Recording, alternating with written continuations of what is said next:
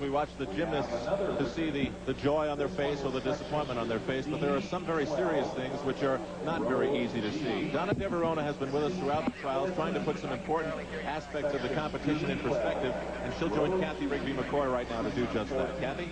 Well, there are an awful lot of talk in gymnastics concerning weight, being in control, and when any of these are out of balance, not only is your career in jeopardy, but also your physical and mental well-being. I had to have a perfect body for gymnastics. I had to look like the Europeans. I had to do gymnastics like the Europeans, even to the point where I would develop an eating disorder to do it.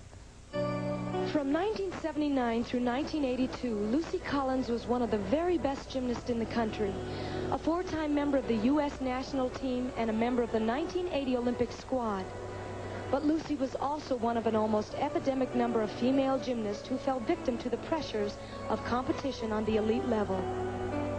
Lucy was bulimic, one who suffers from an eating disorder which involves recurrent episodes of binging on large quantities of food, usually 2 to 3 times normal amounts, followed by purging, self-induced vomiting, or the use of laxatives or diuretics in order to prevent weight gain. For sufferers of bulimia, the cost of staying thin are high. Repeated bulimic episodes can result in severe depression, the disruption of menstruation, intestinal bleeding, tooth decay, and even heart attacks. When I get into workouts, I used to be a strong gymnast, and everything's got to be so hard for me.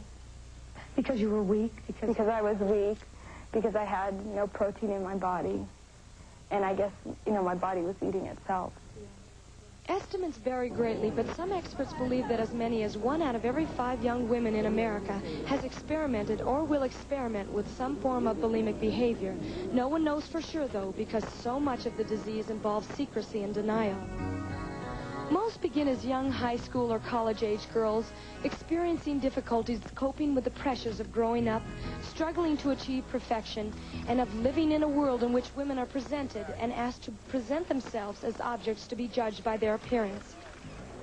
For a young gymnast, these pressures are exacerbated by competitions in which their appearances are judged down to the 100th of a point, and where the natural process of growing up can mean the end of a career. For while great athletes come in all shapes and sizes, great gymnasts now come in one size only, small. Gymnasts are not the only athletes to place what can become a deadly premium on staying thin.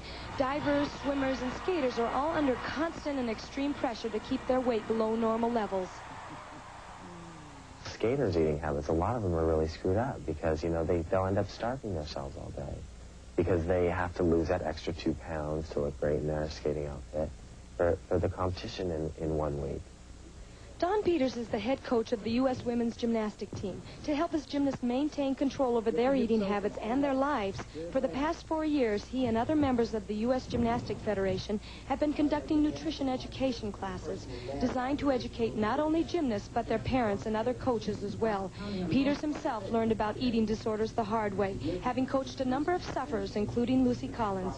Eating disorders are life-threatening and career-threatening.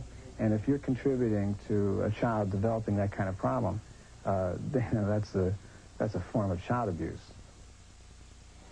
Obviously, most coaches and parents don't condone this type of behaviors, but we do need to be aware of the warning signs. And some of these are preoccupation with weight, a morbid fear of becoming fat, low self-esteem, hypersensitivity, and mood swings. And Donna, it seems the very thing that makes great women athletes could predispose them to this type of disorder. Right, and it's a secretive behavior they have, so it's very hard for parents and coaches to detect it. And this intimate, you had the courage to come out and admit that you had it, risking the support of your peer group, which you'd worked so hard to gain. But all of us that have been involved in the elite pressure cooker of sport feel an obligation to look at the pitfalls and talk about creative solutions. So if you have a daughter interested in sports, great. But make sure she understands that how she performs and what level she performs on does not define her identity or her self-worth. Make sure that she's involved in the creative aspect of her training, goal setting, and setting limits. The process of making herself better is the point, not winning or losing. If she's not involved in this process, we've found by study that most likely she will be susceptible to an eating disorder. She may have a difficult time understanding who she is outside of her sport, and will be extremely susceptible to manipulation by others. Her validity as a person is not a question of what she wins, but who she is. Now back to you, Al.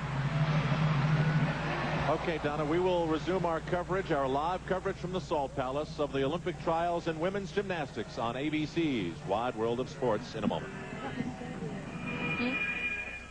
Fain, another member of the Caroli gymnastic group here. She was 7th after the second rotation, but after the fine performance by Christy Phillips already on the balance beam, she is now pressured to record a 9.25 to move in front of Phillips for 7th place again. And here's what she did on the balance beam just moments ago.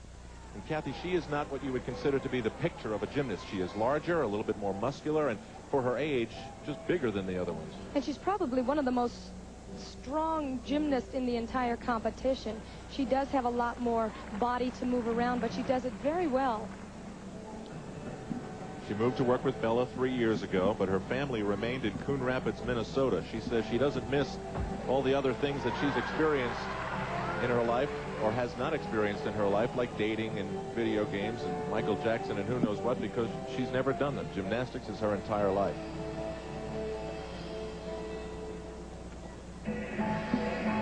She has always been a focused gymnast, and this is the event that she needed to be most focused on.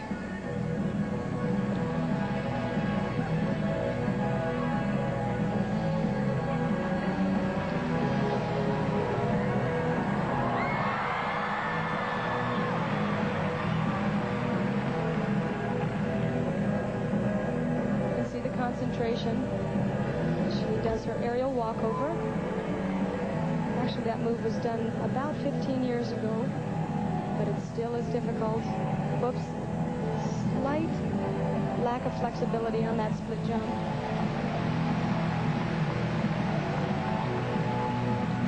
And as many of the other gymnasts, takes a slight breath before her dismount. Double pike. And she's relieved that that's over with. That was then, and this is now. The judges rewarded her with a score of 9.588. Okay. She does reclaim 7th place to go back in front of Christy Phillips, and so this battle to see if anyone can catch Melissa Marlowe still continues, but Marlowe continues to remain strong. Good. We're going to switch now to the story of